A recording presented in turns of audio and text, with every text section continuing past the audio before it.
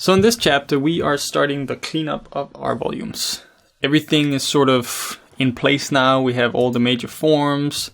The character is mostly there. You know, there are some things that you could still correct with more resolution and, you know, details in the lips, some wrinkles around the eyes. But most of the fundamental stuff is down now. So it's just going in, tweaking some things, mostly with Move, again, clay buildup and smooth brush. That's the entire process here, really. And notice how long it took to actually get here. This was just a lot of tweaking, a lot of very slow buildup. Yeah. There isn't really a lot of stuff actually happening here. You know, you have a skull, eyes, nose, mouth, and ears. There aren't that many features to actually work on, but it just takes a lot of time if you want to build this up properly. The issue is getting them all to flow into each other. Yeah. That's the tricky part. One particular area that was bothering me for a while was this right here next to the bridge of the nose. Because I didn't, like we talked about earlier, I didn't want that sort of plastic surgery kind of look, but I also didn't want a super wide nose. But I looked at some references and found that there's actually a very well-defined plane that runs right down the bridge of the nose there. And I felt like I was suffering a little bit from the plastic surgery look in the next to the nose.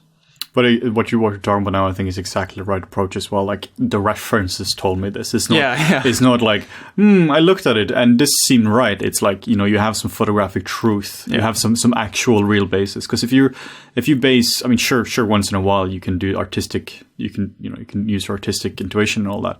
But if you base at least core things in the sculpt based on, this looks about right, that is probably not going to be right. Because a face isn't just based on your intuition. It's just, there's a lot of random variables there. You just have to source from photographic reference. Another thing that happens in this chapter as well, it's like we're not ready to move into expression territory quite yet. But there's still some things that you can tweak in terms of the form to have a more... So like if you think about like the default expression that a character would have, that's what this chapter sort of works towards as well. So that everything is kind of unified and I don't have to do as much work when I'm doing the actual expression because some of the work is already done for you. So hard to get the lips to be right. Yeah, I mean, that's like we talked about, that's what I've been struggling with the most in this entire thing. It's just...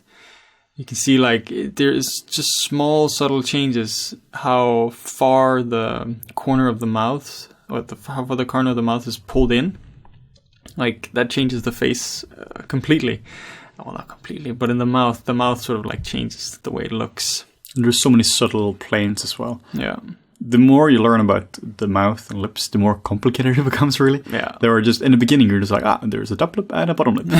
But the moment you start to truly observe it, and you observe it in a bunch of different people, the amount of variation there is staggering. Yeah. Particularly if you get to like older people as well, there's so much stuff going on in them. Then everything just kind of goes off the rails when you have old people's lips. One thing that was bothering me here was... I realized that I placed the eyebrows a little too far up, so I just pulled them down a little bit, and now we're getting into the slight bitch brow territory there. But I felt that this kind of brow worked really well with the sculpt. Eyebrows are so important. Yeah. It's one of these, people forget real world exists. People dye their eyebrows, get them plucked, do all kind of crazy stuff to their eyebrows. There's a reason why they do that. It's not just... random. No, it's nobody likes getting their eyebrows plucked. It's just, but it changes the look of a person.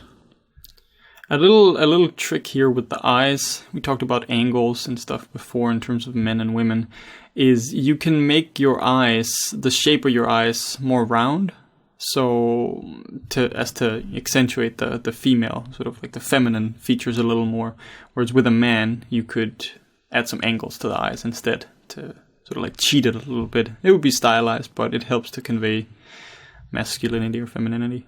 Yeah, you can definitely stylize certain areas of the sculpt a little bit as well, just to make it stronger. Yeah. This also because the moment you start to bring this into a rendering software, particularly if you do displace maps or whatever it is, everything just softens off. I always just exaggerate features a bit, particularly like the eyes as well. That also means you get higher contrast in the eyes as well. If you have thicker eyelids, you get more shadows there, higher contrast, and just means people are gonna look more at that region. One thing that I'm starting to do here is just zoom out a little more and then look at the small changes I do to the model, but from a lot of different angles. You know, adding a little bit of bagginess under the eyes or puffing up the cheeks. It can sometimes be hard to evaluate if you're too close to the model. Yeah. But then just spinning it around a little bit and having the light catch a different part of the face, you can sort of get a better understanding of the form that way. Yeah, what I sometimes do as well is I just light the model from different angles. You can't do that with a default matte cap or with the matte caps. You've got to use them with standard material for it. Yeah. And then you can just move the light around. Yeah, it's very, very useful. Yeah. Yeah, there are a couple of sanity checks. Just change matte caps, move the light around, check the silhouette for it, check for different angles, on and off for perspective. These are things I do quite often, just because your eye gets so used to it. Sometimes I'll also just flip and flop the model to left and right. Doesn't matter at all if you have symmetry on. Yeah. But that's actually a very good tip if you're working in a asymmetrical way. Also, if you're painting, something like that, you can do that as well. Yeah, flipping the canvas. Yeah, it's crazy how much, if you're right-handed, for example, and you're painting one way, then you flip the canvas to the other side, all of a sudden, things just look weird. Yeah. Like they're tilted to one side. It's absurd. Yeah. Same thing can happen with a face, I guess, if you're sculpting, you're right-handed. You know, well, this could happen with left-handed people as well. It'd just be on the other side. Not only right-handed. Another trick is that if you're using the smooth brush, like I'm using it pretty extensively in this tutorial, and what I'll do is I'll take big chunks like I did on the skull or the side of the head. I'll smooth it out, and sometimes it can be hard to see what you're actually smoothing if your forms are very subtle. So often I'll just smooth it in one go, zoom a little out, and then I'll undo and redo so I can see what does my change look like. Like what did it look like and what does it look like now? Yeah. I love this stage of the model though, where now it's there. It's basically there. You're talking about some refinement and all that. You got to add hair and all like eyelashes, but at least it's not. You haven't lost faith in yourself at this point. No, faith has been restored now. Yeah. But I'm still, there's still things where the mouth, for example, especially the mouth, will change a little bit again, not drastically, but I discover a new reference midway through this sculpt, and I really like that mouth, so I take inspiration from that. That was actually like some CG character I found on ArtStation. Can't remember what the name was, but yeah. Yeah, that's interesting as well. Like I usually source from real life, just photo scans or whatever, but also sometimes it's a good idea just to look at to other people's artists, other people's art, just because they've already resolved a lot of issues. You got to be careful with that if you're studying something, like if it's a pure anatomy study, because they might have interpreted too much. But purely from like a design point of view, what should this mouth look like? Yeah, they might have already resolved this in a really elegant manner. And this, I think, is an important bit to point out again, is that I had misspaced the nasolabial fold a little bit. There wasn't really enough room between the nasolabial fold and the mouth to get that cute little piece of like a little bit of fat and a little bit of muscle in between the mouth and the nasolabial fold. So even though at this stage, I'm pretty attached to it now, so I wouldn't want to erase it, you shouldn't be afraid to alter things in the model that anatomically might not be correct or might not look the way you want them to look. Yeah, I find that if something isn't working, like let's say the mouth is working quite well now, but let's say it wasn't at all, then I find it way, way less time consuming to redo the entire thing than to try to fix it. Yeah. If you're talking about tweaks here and there, like not saying you have to kill the entire thing, but a lot of times it's the moment you start going on a tweak train and you're just moving some stuff back and forth, it's often a lot faster just to erase the entire bloody thing and start over again. That's what happened in the previous series. Actually, there was I had continued in a direction when we were sculpting a man. I continued in one direction that I ultimately ended up not liking. So I actually went back in the tutorial and then started over from a certain point. So it's a little harder to do in a tutorial because you want to distill the information for, you, the viewer, so that you just get the good stuff. But it's important to also, I think, be honest about those things that happens. Yeah. Sculpting like this, sculpting a face, a character, or a creature, it's an organic process. It's not just like from A to B and you're done. There's a lot of back and forth. Unless you're Felipe Ferro. Then you get it right from first try. Somehow. But unless you're not. Yeah, for basically every single artist I've ever seen, where they, unless you're replicating one specific person, where, there's a right and a wrong, the moment you're designing anything, then it's so much back and forth. It's really an organic process. Check the silhouette often. Once you get trained in this as well, you don't actually have to hit the V key. You can also just evaluate it. You when you're sculpting, you're just continuously evaluating what's going on. But it's still good to hit the V key just to get the silhouette. It forces you to go into silhouette view mode, which kills all the details. So if you are attached to all the sexy brushstrokes, that love is it doesn't matter. Yeah, because ultimately the brushstrokes isn't what defines your piece. No. Yeah, I've seen pieces where some brushstrokes can make it feel a bit more organic, whatever. If you want to, but that's kind of like the cream on top. Yeah. You can never fix a broken foundation with adding stuff like brushstrokes or adding pores or whatever it is. This part here is that part that gives you the hooded eyelids.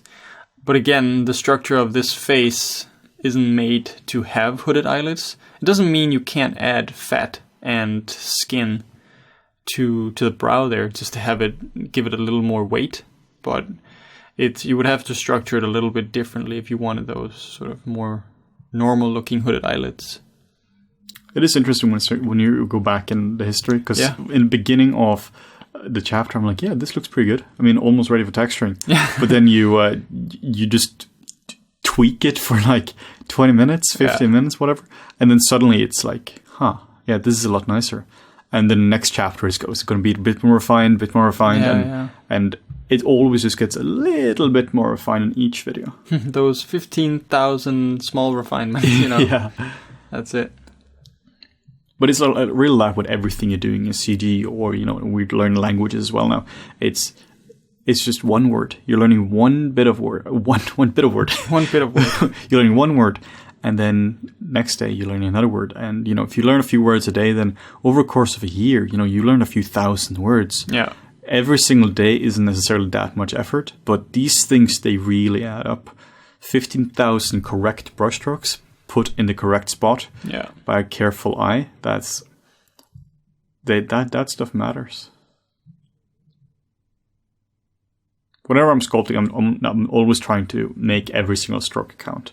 It's not that I'm sitting and just thinking over each stroke, but I don't really put it down unless there's a reason for it. You try to be very deliberate with your strokes. You know, you don't want to waste time. No. Also, because you're just adding bullshit to your model. Yeah. You're just adding a lot of stuff which doesn't have to exist. You're adding complexity, not quality to it. Yeah.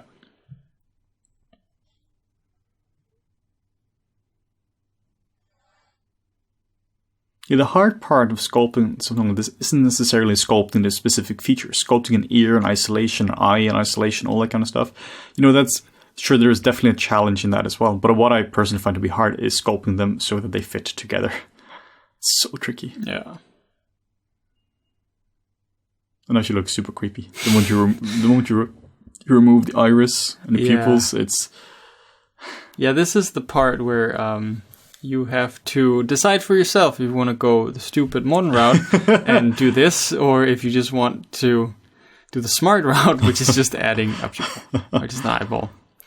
I will be redoing this again at some point. This is just she was looking a little cross-eyed or something, so it's just to evaluate it better, because sometimes it can be hard if she looks a little derpy. That actually affects how you sort of connect with your sculpt, I think.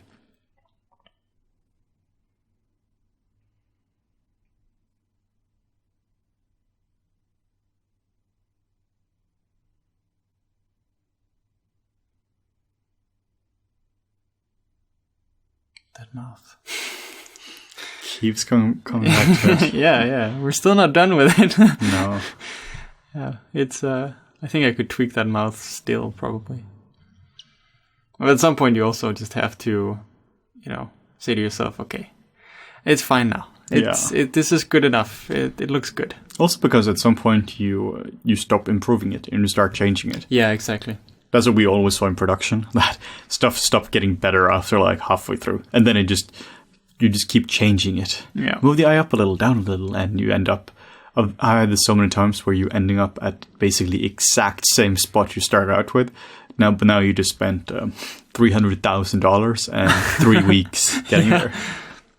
Yeah, it's... not all changes are for the better, basically. But also, you should be able to just experiment with it and see what works. That's what's nice about undo history, is that you can always go back, and you can always go back to a very specific point, which is a little different if you were working, saving versions and that kind of thing.